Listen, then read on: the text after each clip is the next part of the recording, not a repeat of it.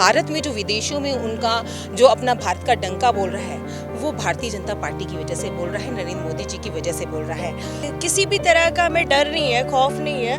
अब डर तो जो दूसरे लोग हैं जो गलत करते हैं उनको हो रखा है। हमारे एरिया में तो सड़कों की व्यवस्था सही नहीं है और हम यही चाहेंगे कि सड़कें वो जल्दी से जल्दी बनवा दे, जो गड्ढा मुक्त हो जाए, जो बारिश अभी आने वाली सीजन में, तो उससे हमें थोड़ी राहत मिल सके। जो कानपुर हमारा वो विकसित किस तरह से? तो सर मैं तो ये चाहती हूँ कि हमारे प्रधानमंत्री जी ने, मोदी जी ने बहुत ही अच्छा कर रखा है बेटियों के लिए, एजुकेशन के लिए। और आज हमारी बेटियाँ चांद तक पहुँच गई हैं, हर क्षेत्र में बेटियाँ पहुँच गई हैं। ज़्यादातर लोग बीजेपी को सपोर्ट कर रहे हैं, सभी लोग खुश हैं। और भी पार्टियां हैं, उन्होंने भी काम किया, ऐसा नहीं है कि बीजेपी से पहले जो पार्टियां रही हैं उन्होंने काम नहीं किया है। आप वर्तमान के समय की अगर बात करें, आपके आने के बाद ही हमको सारा सुख मिला, ये सोच लीजिए। हमको बहुत अच्छा, हम दीदी के साथ हैं और मुझे बहुत अच्छा लग रहा है इस सरकार में, आगे भी उन्हीं को अपना चाहिए। सारा प्रणाम, आप देख रहे हैं कानपुर से चुनावी चौपाल और मैं हूं आप सभी के साथ अनुराग श्रीवास्तव। लोकतंत्र का जो महापर्व है वो 2 चरण जो हैं उसके वो पूरे हो चुके हैं, लेकिन अब तीसरे चरण की ओर सभी जो मतदाता हैं वो बढ़ रहे हैं। क्या ऐसे में इस चुनाव से अपेक्षा है, कैसे वो देश का एक अगला जो चुनाव है, अगला जो नेता है उसे कैसा चाहते हैं, आने वाले सांसद से उसे कैसी उम्मीदें हैं, कानपुर नगर को संवारने में क्या इनकी अपेक्षा है, इस पर बात करने के लिए आप देख सकते हैं कि हमारे साथ यहाँ पर कानपुर के जो जागरूक मतदाता हैं वो यहाँ पर मौजूद हैं आज यहाँ पर सारा समय के साथ। इनसे आज बात करेंगे, इनसे आज जानेंगे कि किस तरह से जो 13 मई को यहाँ पर कानपुर में वोटिंग होनी है उसमें ये क्या अपेक्षा रखते हैं और कानपुर का भी कहाँ पर देखते हैं, क्या अपने सांसद से ये अपेक्षा रखते हैं। तो चलिए इनसे ही बात करते हैं। सबसे पहले मैम स्वागत है आपका सारा समय में चुनावी चौपाल में। मैम किस तरह से 13 मई की जो वोटिंग है इसमें एक मतदाता के तौर पर अपने आप को किस तरह से देखते हैं और अपने सांसद से क्या मांग करती हैं, जो नेतृत्व है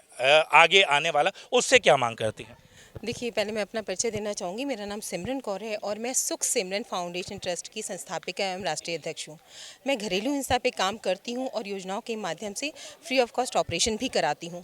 मैंने ये परिचय इसलिए दिया कि आप सबसे बड़ी चीज़ ये समझ लीजिए, आज जो माननीय नरेंद्र मोदी जी हैं, जो उनकी योजनाएँ हैं, जो वो भारत के लिए कर रहे हैं, या भारत में जो विदेशों में उनका जो अपना भारत का डंका बोल रहा है, वो भारतीय जनता पार्टी की वजह से बोल रहा है, नरेंद्र मोदी जी की वजह से बोल रहा है।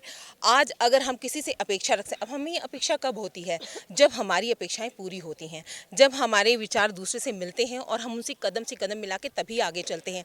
तो आज ये कह सकते हैं कि आज जो हमारा प्रत्याशी यहाँ के कानपुर के बनाए गए हैं प्रत्याशी, तो देखा जाए तो ज़मीनी स्तर के हैं, उसमें कहीं कोई उनका कोई इस तरह का बैकग्राउंड नहीं है और हमारी नरेंद्र मोदी जी यानी भारतीय जनता पार्टी ने उन्हें उतारा है।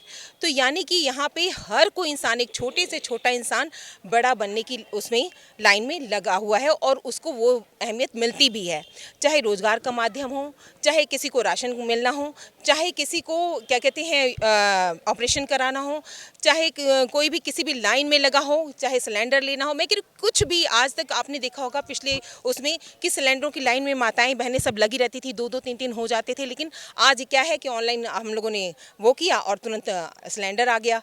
आज कोई भी प्रॉब्लम होती है, हम लोग कहीं से भी फ़ोन करते हैं। आज रोड पे चलने की बात करें तो रोड पे चलने के बाद 33% आरक्षण तो बाद में आया, सुरक्षा हम लोग की पहले हो गई। आज यूपी सरकार में देखें, माननीय योगी जी जो हमारे मुख्यमंत्री हैं, बुलडोजर क्यों चलवा देते हैं? क्योंकि वो सुरक्षित सबको महसूस कराना चाहते हैं।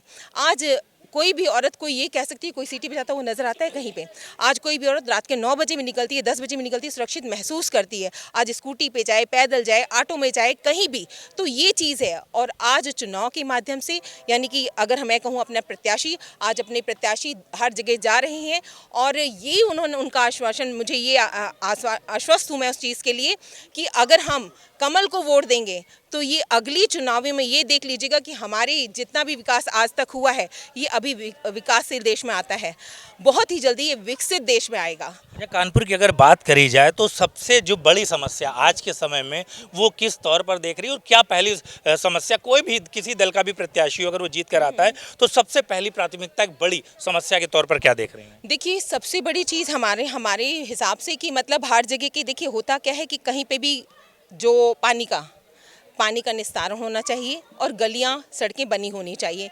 मोस्टली क्या होते हैं, जैसे कि अगर जैसे हम कह सकते हैं कि खुदाई वगैरह हो जाती है या बारिश के पानी से चीज़ें सड़कें ख़राब हो जाती हैं, तो वो तुरंत करवानी चाहिए, क्योंकि इससे लोग बहुत प्रभावित होते हैं। गलियाँ, उनके घर, जो नीचे रहने वाले लोग हैं, नीचे तबके के लोग हैं, उनको बहुत परेशानी होती है। तो ये सब चीज़ें बेसिक चीज़ें हैं जिन पे बहुत जल्दी ध्यान देना चाहिए और बहुत जल्दी निस्तारण कर चाहिए। और ये चीज़ें हैं कि हमें ये लगता है कि जो हमारा प्रत्याशी है वो इन चीज़ों के बेसिक चीज़ों पे सबसे पहले ध्यान देगा। बिल्कुल। एक हमारे साथ यूथ भी है। मैम, आप किस तरह से एक यूथ के तौर पर जो आने वाला एक चुनाव है उस पर एक क्या अपने जो प्रत्याशी है उससे क्या मांग करती है और जो केंद्रीय नेतृत्व है उससे आप कितना खुश हैं? एक्चुअली जो आज का हमारा यूथ है वो लड़कियां हैं, वो पहले तो 7 बजे के बाद में उनकी फैमिली बाहर अलाउड ही नहीं करते थे।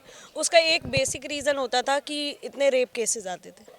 अभी हम लोग इतना निश्चिंत हो रखे हैं, हमारी फैमिली वाले इतने निश्चिंत हो रखे हैं कि हम 12 से 1-2 भी बज जाता है तो हमारी फैमिली वाले टेंशन नहीं लेते, क्योंकि हमारी गवर्नमेंट ने, जो हमारी सरकार है, उसने 1076 और 1090 जैसे आपातकालीन सेवाएं जो दे रखी हैं वो बहुत अच्छी दे रखी हैं हम लोगों के लिए। हम लोग कहीं भी रात होती है या फिर किसी भी तरह का हमें डर नहीं है, खौफ नहीं है। अब डर तो जो दूसरे लोग हैं जो गलत करते हैं उनको हो रखा है कि अगर मैंने गलत किया तो इसका जो अंजाम होगा बहुत गलत होगा। तो इस वजह से डरना उनको चाहिए, हमें नहीं डरना चाहिए। और हम अब अपनी ज़िंदगी बहुत खुल के जीते हैं और उन्होंने महिलाओं और लड़कियों के लिए बहुत अच्छी सुविधाएं निकाली हैं। तो हम अपेक्षा करते हैं कि हमारे जो सांसद जी हैं वो भी इसी तरह की और योजनाएं लाएंगे लड़कियों के लिए और हमें और आगे बढ़ाएंगे। अगर बात करी जाए एक प्रमुख समस्याओं की अगर बात करें, एजुकेशन से रिलेटेड हो या कुछ ऐसी चीज़ें, तो उन पर आप किस तरह से देखते हैं? आप स्टूडेंट हैं? जी जी। किस तरह से एजुकेशन के बारे में? एजुकेशन में क्या है, लोग कह देते हैं कि प्राथमिकता नहीं दी जा रही शिक्षा को, लेकिन जो पढ़ना चाहता है उसके लिए सरकारी स्कूल में भी प्राथमिकता है और जो नहीं पढ़ना चाहता है उसके लिए किसी भी स्कूल में नहीं है। तो हमारी गवर्नमेंट बहुत अच्छा कर रही है, सारे बच्चों को अभी तो आरक्षण भी मिल रहा है, जो प्राइवेट स्कूल्स हैं उनमें भी आरक्षण मिल रहा है। तो हमारे जो गरीब लोग हैं वो भी अपने बच्चों को अच्छे से पढ़ा रहे हैं। अभी इससे ज़्यादा क्या चाहिए, आप बताइए। कुल मिलाकर आप कितना संतुष्ट हैं अभी? बहुत ज़्यादा, 100 आउट ऑफ 100 है। अभी कुछ और भी लोग हमारे साथ यहाँ पर मौजूद हैं, इनसे भी बात करेंगे। मैम, आप किस तरह से एक महिला होने के नाते पहले सुरक्षा व्यवस्था को किस तरह से देखती हैं और जो आने वाला चुनाव है उस पर क्या एक मांग करती हैं कि कानपुर में किस तरह से जो भी प्रत्याशी जीत कर आए वो किस तरह से आप लोगों की सेवा करें? हमारा मानना यही है कि जो भी हमारे यहाँ प्रत्याशी अभी आ रहे हैं चुनाव के समय पर, सभी से वो जो अनुरोध कर रहे हैं और हम उनकी बातों से सहमत हैं कि जैसे हमारे यहाँ रोड वगैरह ख़राब हो गए हैं थोड़ा बहुत, तो उसमें भी वो काम करने के लिए कह रहे हैं। तो हम मानते हैं इस चीज़ को, वो जल्दी से जल्दी होगा कार्रवाई उसके लिए और अच्छा है हमारे लिए। प्रत्याशी रमेश अवस्थी जी एक गांव से जुड़े हुए हैं, तो उनको ये पता है कि छोटे लोगों को किस तरीके से हैंडल करना है, किसको क्या देना है, क्या नहीं देना है। मैम, एक आपसे जानना चाहूँगा, आप आने वाला जो ये चुनाव है, आपको एक अच्छा अनुभव है, आप सीनियर लग रहे हो, किस तरह से आप चाहते हो कि यहाँ पर कानपुर का विकास हो, क्या क्या प्राथमिकताएं उसमें होनी चाहिए? हम अपने क्षेत्र के बारे में बात करूंगी तो सबसे पहले मैं ये देखना चाहती हूँ कि हमारे आसपास सफाई होनी चाहिए, पानी मिलना चाहिए, हमको गैस सिलेंडर हमें मिलना चाहिए, आसपास में हमारे बच्चे सेफ होने चाहिए। मेन में जो छोटी छोटी समस्याएं हैं और हमारे बच्चों को रोज़गार मिलना चाहिए। जो हमारे आने वाली जो पीढ़ी पढ़ लिख के आगे चल रही है उन सबको रोज़गार मिलना चाहिए, मैं यही चाहती हूँ। हमारे साथ यहाँ पर सिख समुदाय से भी कुछ लोग हैं। सर, आप किस तरह से देखते हैं आने वाला चुनाव और उसमें कानपुर की जो बड़ी समस्या है उसको किस तरह से देखते हैं? क्या ऐसी समस्या है जिसको एक हल करने के लिए भी देखते हैं? कानपुर की इस समय प्रेजेंट टाइम में मेरे ख्याल से 99% जगह में समस्या बिल्कुल सही है और किसी प्रकार के गड्ढे वड्ढे पानी आने की कोई प्रॉब्लम नहीं है, क्योंकि जहाँ पे भी गड्ढा देखा जाता है, योगी जी का एक ही कहना है कि स्पेशल कि गड्ढे भरो, सड़कें पूरी ना बनाओ, ताकि गड्ढों की वजह से पूरी सड़कें ख़राब हो जाती हैं। उसको मेंटेन करने से आगे के रास्ते सही हो जाते हैं और बहुत ज़्यादा दिक्कत होती है तो रात में वो नाले भी और सड़कें भी और किसी प्रकार की परेशानी होती है पब्लिक को, वो सब सही करा देते हैं। चलिए ठीक है, कुछ और भी लोग हमारे साथ यहाँ पर कॉर्नर पे, हम इनसे बात करते हैं। मैम, आप जो ये चुनाव है, आपके नज़रिए से क्या चाहते हो जो भी आपका प्रत्याशी हो वो किस तरह की समस्याओं पे सबसे पहले काम करे और किस तरह से कानपुर विकसित होना चाहिए? सर हम लोगों की जो ज़रूरत की चीज़ें हैं रोज़ाना जो डेली चाहिए, रोटी कपड़ा और मकान होता है हमारा। तो रोटी तो हमें जो हमारी सरकार ने है चुनाव उसमें कोरोना टाइम पे भी उन्होंने जो गल्ला वगैरह दिया था वो भी कर दिया है। कपड़े का जो भी है हम अपना खुद ही रोज़गार अच्छा है तो कपड़ा खरीद सकते हैं। मकान भी उन्होंने हमें प्रधानमंत्री आवास के उससे दिया हुआ है।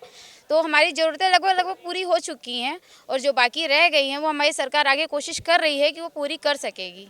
अच्छा, कानपुर की एक समस्या की बात करें तो सबसे प्रमुख समस्या आज के दौर में आपको क्या लगता है कि जब आप घर से निकलते हो तो कौन सी ऐसी चीज़ है जिसे आप फेस करते हो सबसे ज़्यादा एक मुसीबत के तौर पर, समस्या के तौर पर, और आप चाहते हो कि जो भी हमारा प्रत्याशी हो उसको सबसे पहले हल करें, ऐसी कौन सी प्रमुखता से? सर हमारे एरिया में तो सड़कों की व्यवस्था सही नहीं है और हम यही चाहेंगे कि सड़कें वो जल्दी से जल्दी बनवा दे, जो गड्ढा मुक्त हो जाए, जो बारिश अभी आने वाली सीज़न में, तो उससे हमें थोड़ी राहत मिल सके। मैम आपसे भी जानना चाहेंगे, आप किस तरह से देखना चाहते हो आने वाले समय में जो प्रत्याशी हैं और किस तरह से आप देखना चाहते हो कि जो कानपुर हमारा वो विकसित किस तरह से हो? तो सर मैं तो ये चाहती हूँ कि हमारे प्रधानमंत्री जी ने, मोदी जी ने बहुत ही अच्छा कर रखा है बेटियों के लिए, एजुकेशन के लिए। और आज हमारी बेटियां चांद तक पहुंच गई हैं, हर क्षेत्र में बेटियां पहुंच गई हैं। तो हमारे मोदी जी ने तो मेट्रो भी चलाई है, हम लोगों के लिए इतनी फैसिलिटीज़ दे दी है कि यहाँ से वहाँ तक हम आराम से जा सकते हैं। तो ऐसी कोई दिक्कत मुझे नज़र नहीं आ रही है, लड़कियाँ कॉलेज आराम से पहुँच रही हैं। बाकी रहा प्रमुख तो बस ये है कि थोड़ी सी भीड़ भाड़ बहुत है ई रिक्शों की और इन सब की। ये जाम जो पड़ता है ना, जो रेड लाइट पे, बस वो 1 2 3 जो जाम पड़ते हैं उसकी वजह से थोड़ी दिक्कत है। बाकी तो हमारे मोदी जी ने और योगी जी ने बहुत ही अच्छा करा है। मैम आप किस तरह देखते हैं? ज़्यादातर लोग बीजेपी को सपोर्ट कर रहे हैं, सभी लोग खुश हैं, और भी पार्टियां हैं उन्होंने भी काम किया, ऐसा नहीं है कि बीजेपी से पहले जो पार्टियां रही हैं उन्होंने काम नहीं किया है। आप वर्तमान के समय की अगर बात करें, आपके के आने के बाद ही हमको सारा सुख मिला, ये सोच लीजिए। हमको बहुत अच्छा, हम दीदी के साथ हैं और मुझे बहुत अच्छा लग रहा है इस सरकार में, आगे भी उन्हीं को अपना चाहिए। कानपुर में ज़्यादातर जो लोग हैं इनके मुताबिक वो चीज़ों से संतुष्ट नज़र आ रहे हैं। अब आने वाला समय बताएगा कि जो भी दिक्कतें हैं, समस्याएं, वो आने वाला जो भी चुना गया सांसद होगा वो किस तरह से दूर करेगा। कानपुर से वीडियो जर्नलिस्ट रवि शर्मा के साथ सहारा समय के लिए अनुराग श्रीवास्तव।